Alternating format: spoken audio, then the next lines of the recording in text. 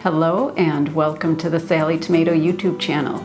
I'm Kate, and here at Sallie Tomato we enjoy bringing you tutorials that both educate and inspire. In today's tutorial we're going to cover a much requested and very useful technique for your bag making.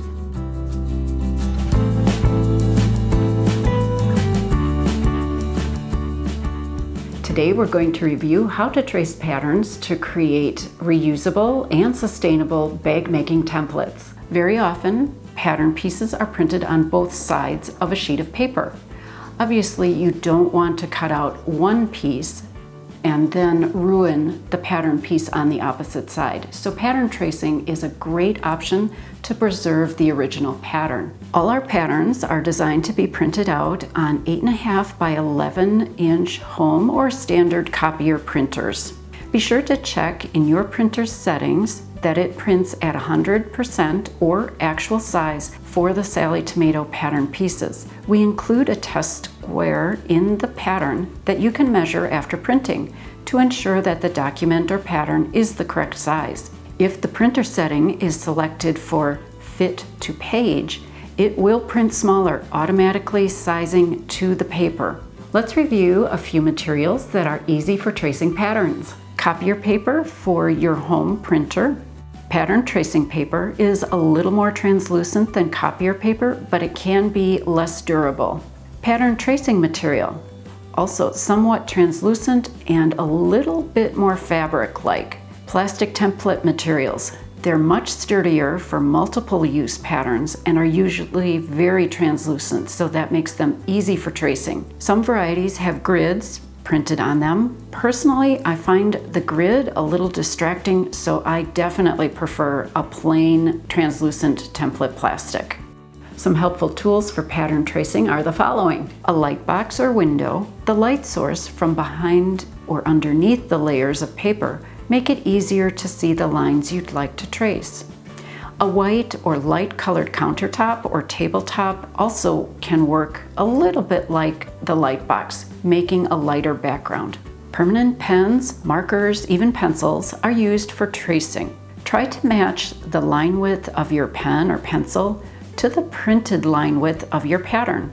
Washi tape is helpful if you need to hold the pattern or pages in place for accurate tracing. Pattern weights also hold layers in place when you're using a light box or table surface. Rotary cutter, mat, rulers, or scissors are also going to be needed when you're cutting out those templates. Let's review a few patterns that are good candidates for tracing. Some pattern pieces are printed as half a pattern, so they fit on an 8.5 by 11 piece of paper. You may also have a pattern piece that's large or a unique shape, so the pattern is printed in different sections and needs to be assembled, matching letter or color markings before you can use it. Also, a smaller pattern piece may be printed within a larger pattern. Now that we've reviewed a few materials and a few different types of patterns, let's look at how to trace your patterns. Pattern pieces that are printed as the half pattern, you may want to trace creating a full pattern by tracing the mirror image. The cut on the fold line becomes the center line of your pattern. Trace the first half of the pattern, be sure to mark the fold line for your center, then turn the tracing material over, aligning the center mark with the fold line on the original pattern, and trace the second half. After your outline of the pattern is completed, be sure to transfer all the pattern information onto your new pattern template. Here I have pattern pieces that are large and uniquely shaped. Both our Ferris and Mason patterns have pattern pieces that need to be tiled together, and they also include multiple sizes. This is where tracing is a great option. Again, you're preserving the original pattern. Begin tracing the larger part of your original pattern piece, allowing room for the remaining part of the pattern. Then align the traced pattern with the original, completing the tracing. Remember to transfer all the pattern information from the original pattern piece onto your pattern template. Our backyard caddy pattern is a perfect example of stacked patterns where two similarly shaped patterns are nested or printed together. easily trace each pattern for individual pattern pieces. Once your pattern pieces are traced, you're ready to use them. If you've traced on paper, those paper patterns are very easy to cut out.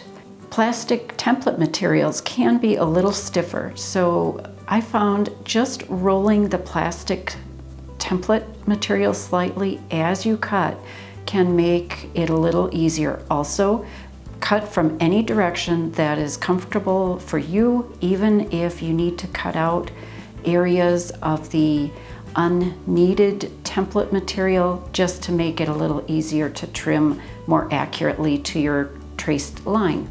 A full-size pattern makes it easy to cut a single layer of fabric. If you trace the complete pattern onto translucent template material, you can easily position the pattern shape over a fabric design or embroidery or applique design for perfect placement. Then trace around the pattern piece and cut it out. If you prefer using a rotary cutter, remember to cut very carefully so you don't trim off any edges of your pattern template. That would be changing the shape of the pattern piece. Here are a few tips for storing your newly traced patterns. If you've used paper for tracing your patterns, fold the traced paper patterns and store them in your pattern envelope with the originals.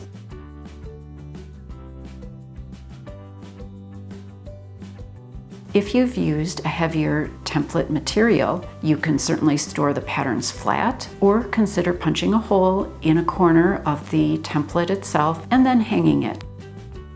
I hope you enjoyed some of these tips and techniques for tracing patterns. Let us know in the comments if you have any further questions or suggestions. Please share and show off your photos of your traced patterns. Use the hashtag Sallie Tomato on social media so we can see how you use your pattern sustainably. If you like this video, please give it a thumbs up and subscribe to our channel so you don't miss out on any future videos. Thanks for watching. I hope you'll check out the rest of our pattern line for more creative projects. Until next time, have a great making day.